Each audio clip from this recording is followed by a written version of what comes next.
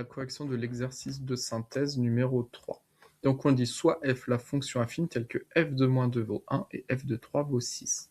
Alors f est une fonction affine, f de moins 2 vaut 1, c'est-à-dire que l'image de moins 2 par la fonction f vaut 1, donc on se met en x, l'axe de x est toujours là, ça n'a pas bougé depuis le début de ce chapitre, donc quand x vaut moins 2, f de moins 2, donc c'est l'image de moins 2 par la fonction f, l'image de moins 2 vaut 1. Donc on a un point ici. Ce point, vous l'appelez comme vous voulez, on peut l'appeler A. Et f de 3 vaut 6, c'est-à-dire que l'image de 3 par la fonction f vaut 6, donc on se met en x égale 3. Et l'image de 3 par la fonction f vaut 6, donc on a un point ici. Et le point, on peut appeler ça le point B. On a deux points distincts. F est une fonction affine, donc hop, sa courbe représentative est une droite. On a deux points, on peut donc tracer à la règle la droite. Tac. Ouais, on fait comme on peut. Tac.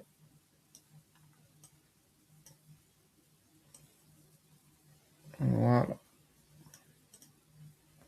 Ok.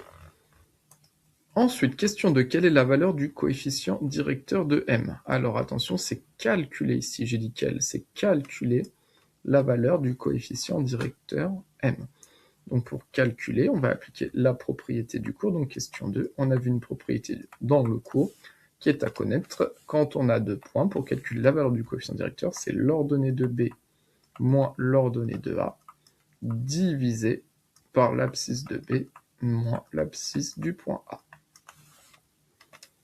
Donc ça donne M est égal, alors YB c'est l'ordonnée du point B, donc on se met en B, on regarde son ordonnée, qui vaut 6, donc ça donne 6, moins YA c'est l'ordonnée du point A, son ordonnée vaut 1,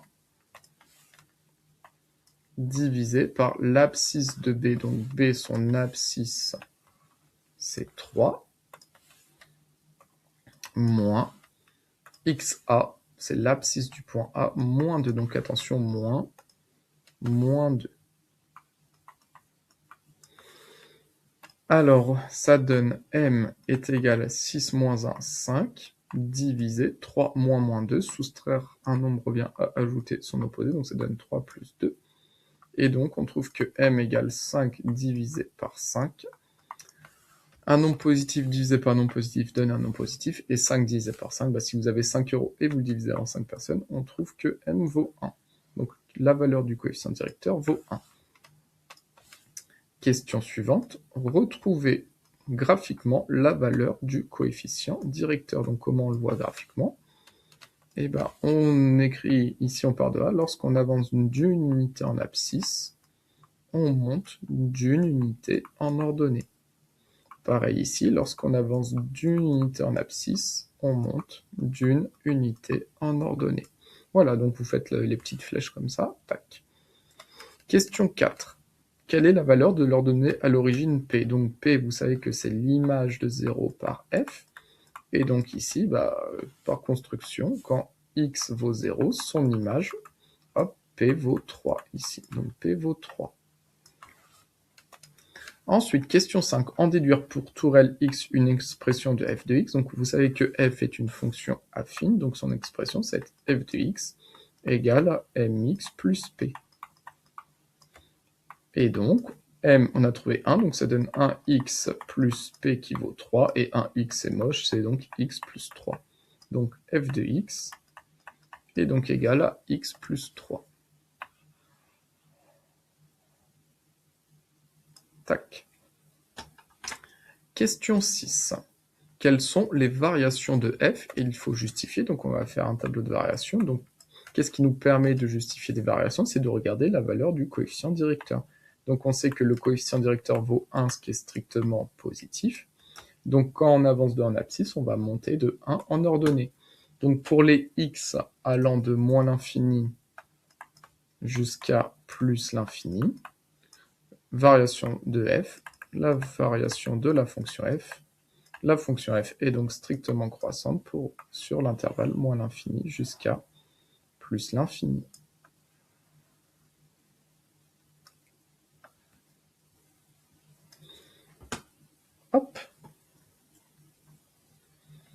Alors, question 7. Résoudre l'équation f de x égale 0. Donc, résoudre l'équation f de x égale 0, c'est trouver l'antécédent de 0 par f. Donc, f de x égale à 0. La fonction f, on a trouvé à la question 5 que c'est x plus 3 est égal à 0. Moins 3 à gauche, moins 3 à droite, et on trouve que x est égal à moins 3. Donc, quand x vaut moins 3, f de x vaut 0. On vérifie ça tout de suite graphiquement. Quand x vaut moins 3, l'axe x est ici. Quand x vaut moins 3, f de moins 3, ça donne bien 0.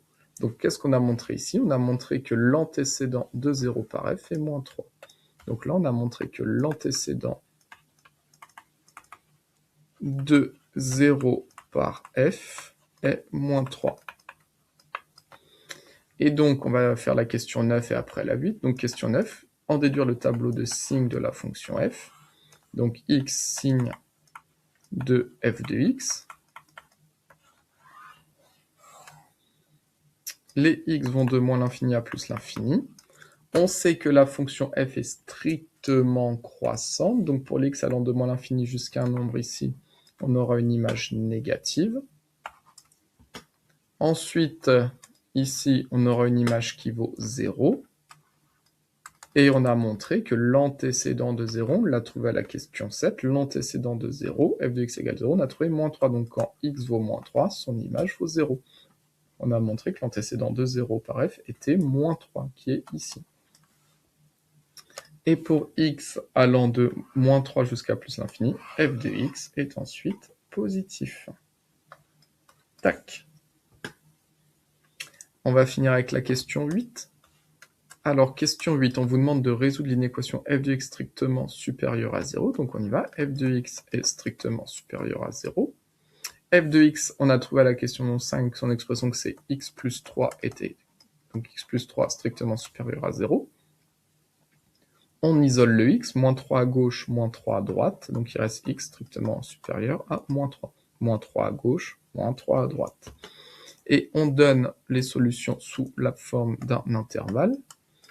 Alors, ceux qui ont du mal, là, je vais prendre le temps.